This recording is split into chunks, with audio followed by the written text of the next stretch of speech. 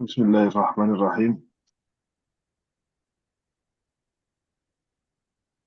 وكذلك يقال التقابل في بيع الطعام بالطعام شرط كالنقود.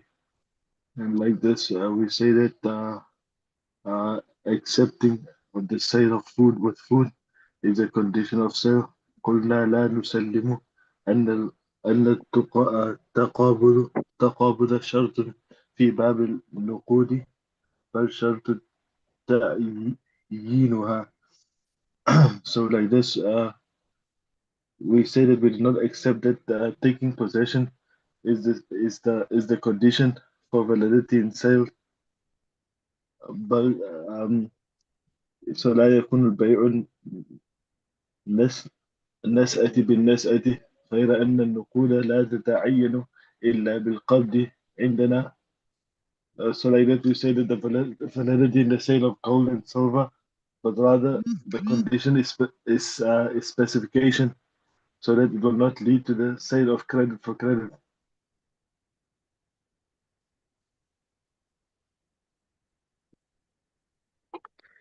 بسم الله الرحمن الرحيم والحمد لله رب العالمين والصلاة والسلام على رسول الكريم. رب اشرح لنا صدورنا ويسر لنا أمورنا واحلل عقدة من ألسنتنا يفقهوا قولنا. اللهم نور قلوبنا بمعرفتك واشرح صدورنا بنور كتابك وسنة نبيك واحفظنا عن زلائن وخطأ في بيان مرادك. So we continue with the various strategies the person can use in order to answer any objections which might be made against chaos, or other objections that could be put out against somebody making chaos. So we will present Moulana, we reject what the opponent is saying. So we did a few examples before, 2 examples. Now this is the third one. And similarly, we say that the taqabud fi bay' ta'am ta'am shart. We say that التقابض في بيع طعام طعام شرط كالنقود. That if someone was to say that to mutually hand over the grains, bayat ta'am will refer to the grains, he's speaking here about those things that are to which riba applies. So according to us, it's qadar margins, anything which can be weighed or has volume, and anything which is gold or silver. So in such an instance, if you have something which can be weighed or has volume, then just like how with gold and silver, you have to hand it over mutually. You can't say, okay, you pay me now and I'll give it tomorrow. No, there has to be handed hand to hand. If you are trading in the same jeans. So similarly, if someone is selling grains for grains, wheat for wheat, barley for barley, etc., then if it is said that mutual handover is a condition, just like how it is in nuqud, just like how it is in cash, meaning silver, gold, and silver. So we will respond by saying, لا نسلم أن التقابض شرط في باب النقود. That we don't accept that the mutual handover is the actual condition when it comes to money. Right? The condition is not actually handing it over, but rather الشرط تعيينها. The condition is to stipulate the money. Because as we did before, that goods become specified by pointing at it or presenting it before the person. But money doesn't become specified by you showing the person. For example, if I take out a 10 rand and I say, I'll give you the 10 rand for that pen. The person gives me the pen, I can put that 10 rand and I take out 2 5 rands or give him a different 10 rand. We can't insist on that I must now give me that first 10 rand to show it. Any 10 rand will do. So it doesn't become specified by merely presenting it to the person. Right? So we say that when it comes to cash also, the actual thing is not taqabud by specification. However, the problem is that cash can only become specified through taqabud. It can only become, you cannot make ta'yin of it. It can only become specified once you take ownership of it.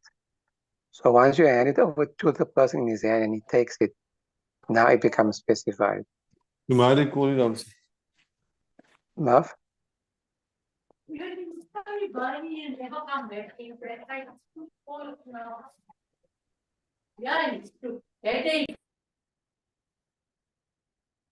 So, كي لا يكون بيع النسيئة بالنسيئة, so that it doesn't become a credit transaction without taqabud. If we don't hand it over hand to hand, especially with cash, it will become a credit transaction which is not allowed when it comes to those things which riba applies. غير أن النقود, however, only that نقود cash, gold and silver, لا تتعين, cannot become specified except through qabd, except by taking ownership of it, according to us in the Ahnaf. So the actual thing is not actually taqabud, the actual thing is ta'yin. But taqabud is the manner of ta'yin when it comes to gold and silver. Okay? The same thing won't apply to the sale of food stuff. If I take out 5 grams of, a kilo of wheat, and I point it, I'll sell you this kilo of wheat for that kilo of wheat. It becomes specified even before COBS, even before mutual handover. The deal is done. The only thing that needs to take place now is that we exchange the goods. Otherwise, the deal is done. It becomes lazim, it becomes compulsory upon both the buyer and the seller to hand over the goods. Understood? جميل. Barakallahu feekum, James. Okay.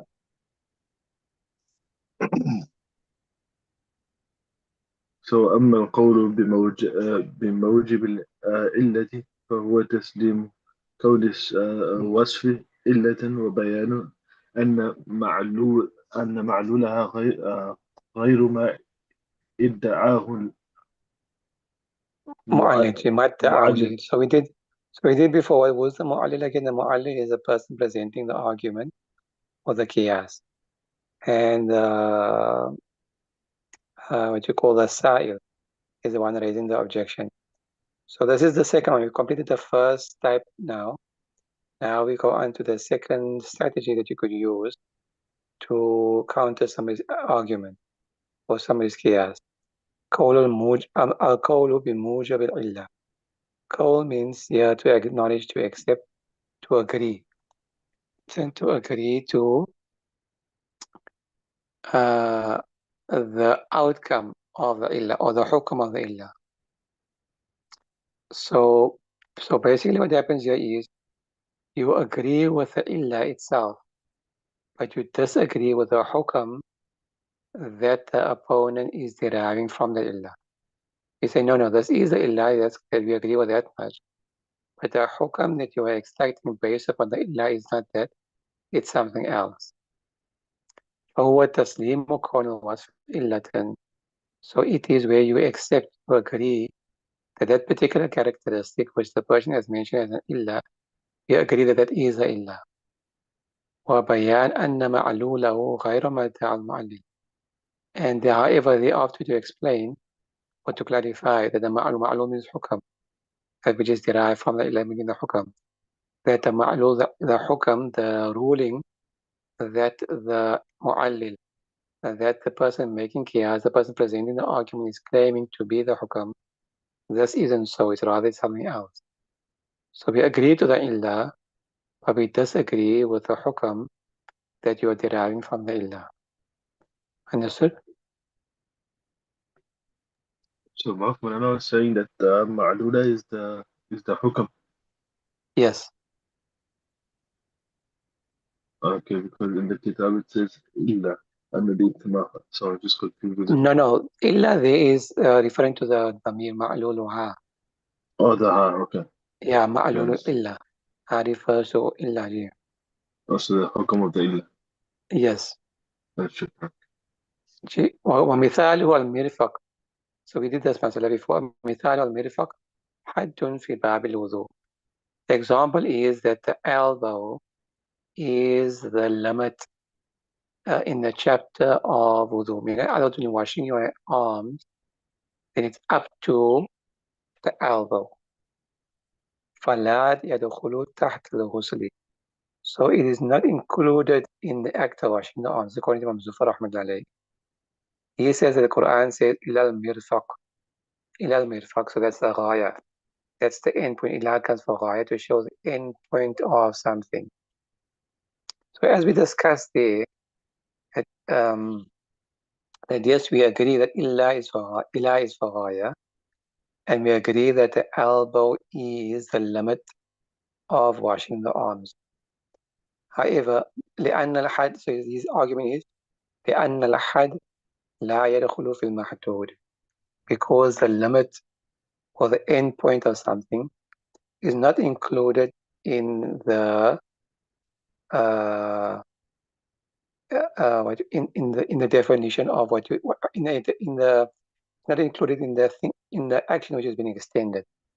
Okay, for example, in Psalm we said فَأَتِمُّوا الصِّيَامَ إِلَى اللَّيْلِ, and complete the Psalm until nightfall. So nightfall is not included in the hukm of completing the fast. Meaning, as soon as nightfall comes, your fast has come to an end. That's the end limit. Fast doesn't extend into the night.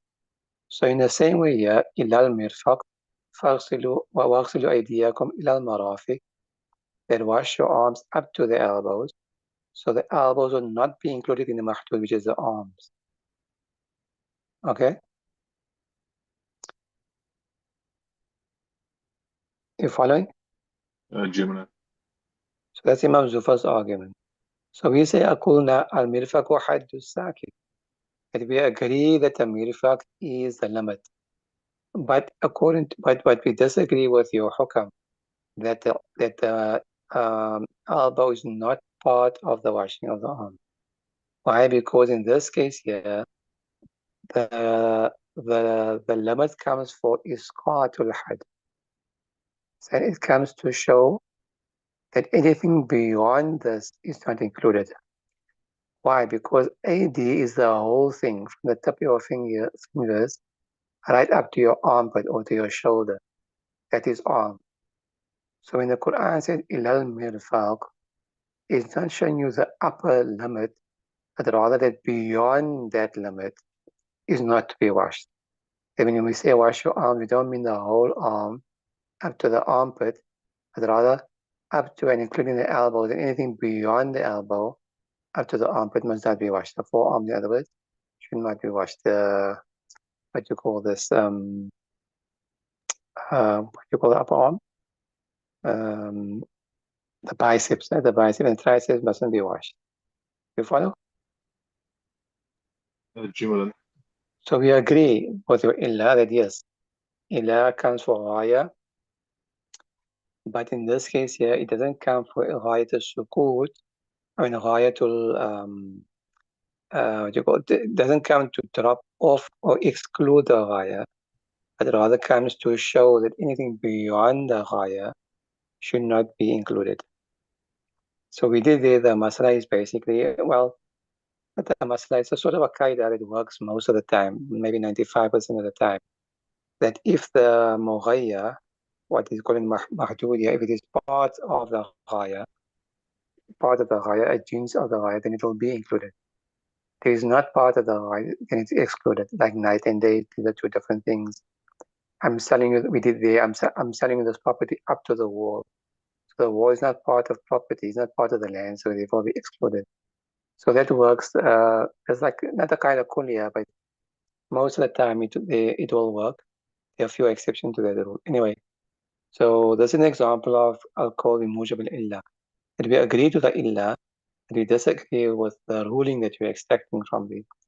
While أن الحد لا يدخل في المحدود, so the same thing, sorry, فلا يدخل تحت حكم الساكت, so it will not be included under the ruling of that which is to be left out. لأن الحد لا يدخل في المحدود, for the same reason that you're saying that the had is not included in mahdud, or the mughayya is not included in the ghaya. وكذلك يقال صوم رمضان صوم فرض فلا يجوز بدون تعيين كالقضاء. If someone was to argue that the fast of Ramadan is a fard fast, so therefore it is permissible, it's not permissible, sorry, without stipulating that you're keeping the fast of Ramadan, just like you would do in a wajib fast such as qada. So qada of Ramadan is compulsory. Fasting in Ramadan Adan is also compulsory. For the qada, you said you must stipulate that I am fasting this particular fast as qada of Ramadan. If you don't specify, it won't be the qada of Ramadan. It will be a nafil fast.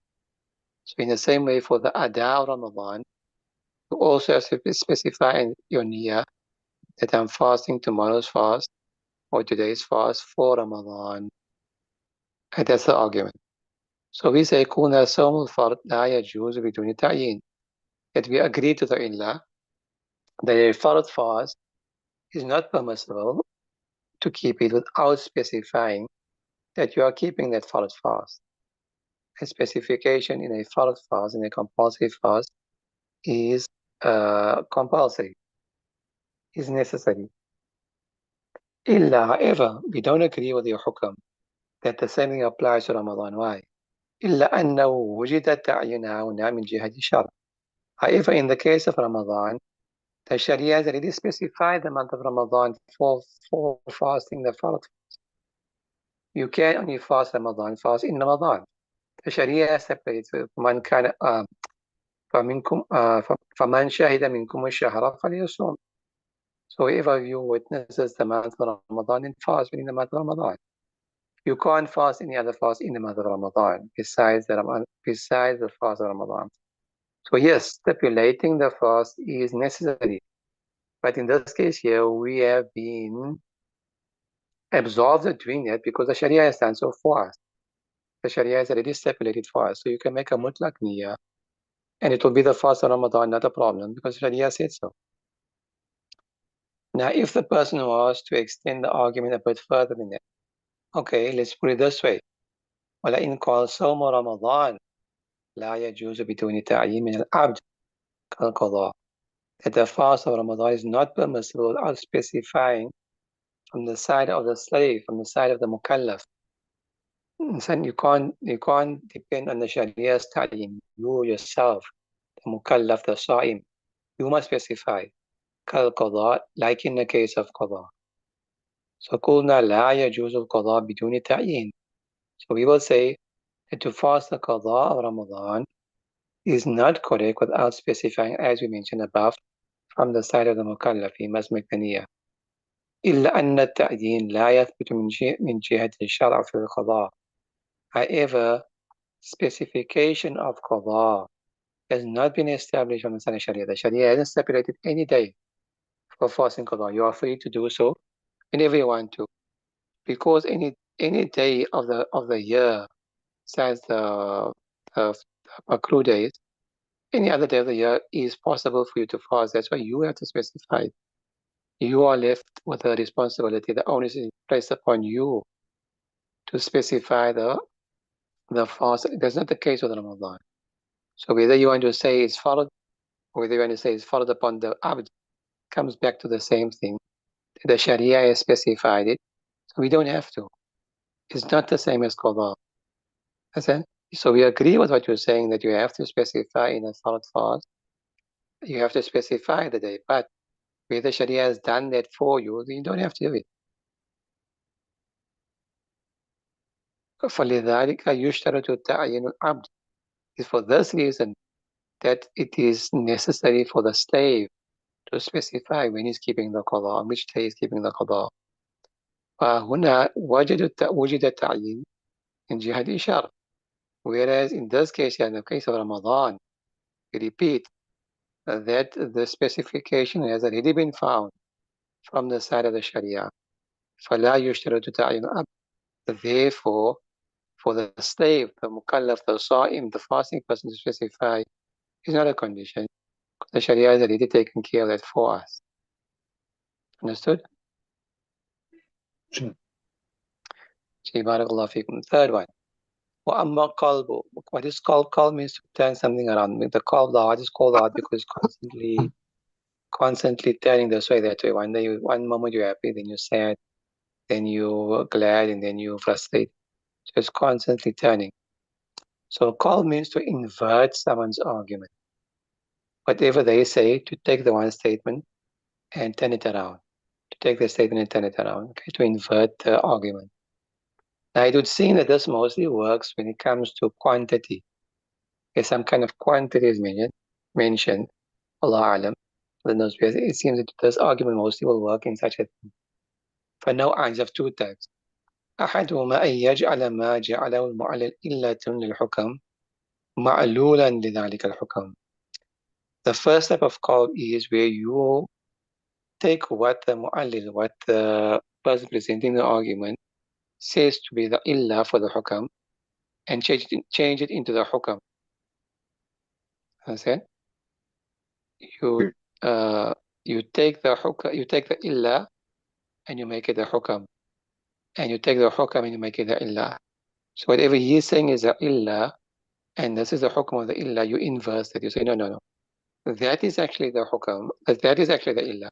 What you're claiming to be the hukam is actually the illa, and what you're claiming to be the illa is actually the hukam. Other way around. Okay, you inverse the whole thing. ومثاله is example في الشرعيات, example in مسائل. So this is not from Quran and Sunnah. الجريان ربا في الكثير يوجب جريان في القليل كالأثمان. So again, it's the riba masala. Again, we did this before. So the argument is what? That the application of riba in something which is a lot necessitates that the riba also be applied to a little of the same thing. Kal-athman, just like in cash. So whether you got 1,000 gold coins or silver coins, or whether you got one gold coin or silver coin, riba is applicable to both. That means it's applicable to the greater amount, and the 1,000 or 100 or 10. It'll also be applicable to the less amount, such as 1. Okay? So the illa is what? That because the riba is applicable in kathir, the hukum therefore be what? It'll also be applicable in qalil. So فيحرم بيع حفنة من الطعام وحفنتين منه. Therefore, our Ahnaf, it is haram to sell one handful of grains for two handful of grains. I don't know if you remember this masala came before. Not like how you are saying it is permissible to sell one handful for two handfuls. No. If it's not permissible in a hinta, I mean in a what do you call this now? In one measurement of hinta, it won't be permissible in a handful of hinta as well. So we say قلنا لا. It's actually the other way around. والجريان ربا في القليل يوجب جريانه في الكثير كالأثمان. That the application of riba in something which is a little necessitates that it becomes haram and be applied to something which is a lot. So the hukam is actually applicable to the lesser amount, and because it's applicable to the lesser amount, therefore that will serve as an illah for the greater amount as well. You follow? Now, what is the point of this? Obviously, this might not work in our time. As we explained in the previously, we now get to define what is a little. So when it comes to money, the least amount you can give is half a dirham, and there was nothing lesser, nothing smaller than that. But when it came to measuring things, the half a sa was the smallest amount.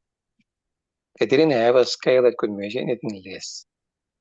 So qalil used to be considered to be that half a sa. Anything like that, anything less than that couldn't be measured. So because it can't be measured, so therefore it doesn't fall under the hukam of makili and mawzuni. Why? Because it's an immeasurable item. The illa is qadar ma'ajins. There is no qadar here because it can't be measured in those days, right? As it might not work in today's time because nowadays we have a scale for anything. Any amount can be weighed. But in those days, anything less than a half a saw couldn't be measured. So because it didn't fall under the usual measurements or instruments that could be used to measure, therefore riba doesn't apply to it. Based upon the fact that because the riba is applicable to the minimum amount, therefore it will be applicable to the greater amount, not the opposite way as you were saying. And because there is the minimum amount here is half or nothing less, so therefore there will be no riba in hafnatun ya hafnatain. Follow? Check. Okay, the other one is a bit shorter. Then the second example is a bit longer. It'll take some time. We can do that tomorrow, inshallah ta'ala. So anyway, that's the first type of call where you will say that the illa is actually the hukam and the hukam is the al-illa, opposite to what your opponent is saying. Inshallah. Okay? Inshallah. Any questions? لكم السماء. بارك الله فيكم إن شاء الله. سبحان الله وبحمده سبحانك الله وبحمدك أشهد أن لا إله إلا أنت